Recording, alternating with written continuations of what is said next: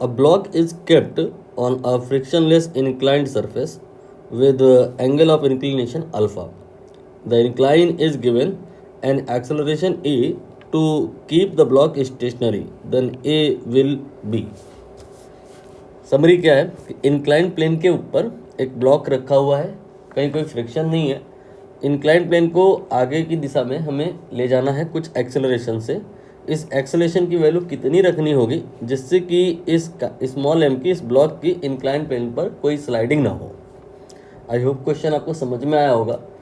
Well popular question है ये, बहुत ज़्यादा स्टैंडर्ड है, सारे लोग इसको कर लेते हैं, फिर भी हम लोग डिस्कस करेंगे।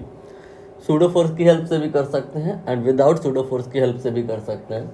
मोस्टली सूडो फोर्स की हेल्प से किया जाता है, तो हम लोग भी वही पैटर्न फॉलो करेंगे। क्या होता है सूडो फोर्स कि अगर कोई बॉडी में एक्सेलरेशन है और उस बॉडी के फ्रेम में कोई दूसरी बॉडी ऑब्जर्व करी जा रही है, जैसे कि यहाँ पर इंक्लाइन प्लेन में एक्सेलरेशन है और उस इंक्लाइन प्लेन के रिस्पेक्ट में इस स्मॉल एम को या ब्लॉक को अगर आप देख रहे हो तो वो रुका हुआ है, तो उसमें हमें एक सूडो फोर्स लगाना होगा जो कि इस एक्सेलरेशन के अपोजिट होगा। तो यहाँ पर हमने ब्लॉक पे एक सूडो फोर्स लगाया जो कि एक्सेलरेशन के अपोजिट है, और इसकी वैल्यू कितनी होगी, ये होगा सिंपली m इंटू ए। एम ध्यान दीजिएगा इंक्लाइन प्लेन का मास नहीं है, m is the mass of the block. और बाकी जो फोर्सेज है वो रेगुलर वाले हैं, रियल वाले हैं, जैसे कि फोर्स बिकॉज ऑफ ग्रेविटी, ये आपका mg के बराबर होगा। और ये जो इंक्लाइन प्लेन है इसके ऊपर ये जो ब्लॉक रखा हुआ है ये इसको नीचे की दिशा में प्रेस करेगा। तो जो प्रेस करेगा अगर, तो प्रेस करके ये जो ब्लॉक है इंक्लाइन प्लेन को कोई पेनिट्रेट तो नहीं कर जाएगा। क्यों? क्योंकि इंक्लाइन प्लेन एक रिएक्शन फोर्स जनरेट करेगा, इसको हम यहाँ पर n कहेंगे। तो we can see over here कि जो आपका ब्लॉक है it is under the action of 3 forces and in equilibrium. तो अब हमें यहाँ पर फोर्सेस का बैलेंस क्रिएट करना है। हम यहाँ पर उन फोर्सेस को तो नहीं छेड़ेंगे जो आपस में परपेंडिकुलर हैं, बिकॉज वहाँ पर कंपोनेंट का कोई मीनिंग नहीं होगा, बट n का कंपोनेंट करेंगे। इसके लिए हमें अपनी एक्सेस वगैरह प्रॉपर कर लेनी होगी। ये सपोज करिए x एक्सेस है और ये y एक्सेस है, तो mg और ma को डिस्टर्ब करने की ज़रूरत नहीं है because they already along the axis. But normal reaction जो है इसका कंपोनेंट होगा क्योंकि ये एक्सेस के अलॉन्ग नहीं है। तो नॉर्मल रिएक्शन का एक कंपोनेंट x एक्सेस के अलॉन्ग आएगा और एक कंपोनेंट y एक्सेस के अलॉन्ग आएगा। जो y एक्सेस के अलॉन्ग आएगा वो mg को बैलेंस करेगा और जो x एक्सेस के अलॉन्ग आएगा वो ma को बैलेंस करेगा।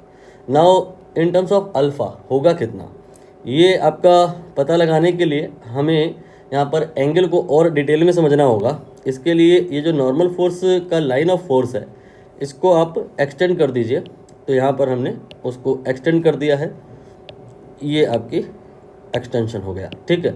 और आपका एक लाइन हॉरिजॉन्टल बनेगा, एक लाइन वर्टिकल बनेगा, ये ऑलरेडी ड्रॉ है, और एक लाइन और बनेगा जो कि अलोंग द प्लेन होगा।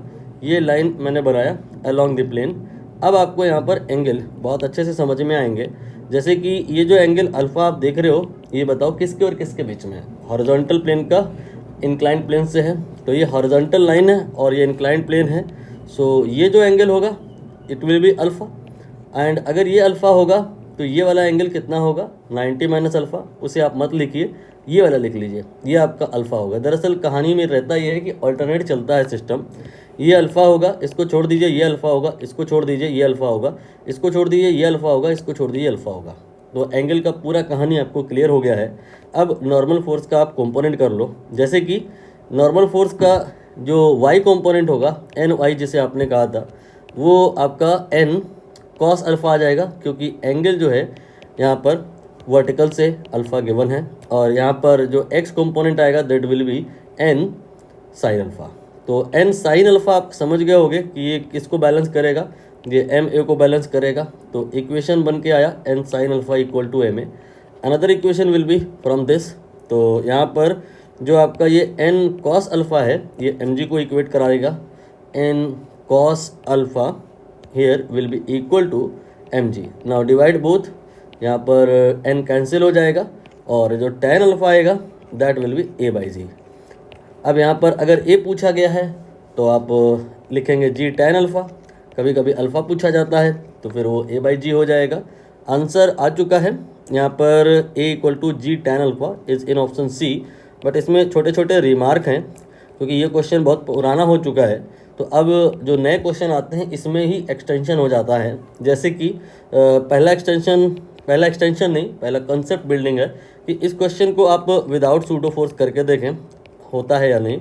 हिंट ये है कि विदाउट सूडो फोर्स आप जब करेंगे तो आप यहाँ पर जो ब्लॉक है उसे इक्विलिब्रियम पे नहीं मानेंगे, उसमें एक्सेलरेशन होगा कितना, उतना ही जितना इंक्लाइन प्लेन का है, तो फोर्स भी बैलेंस नहीं होगा।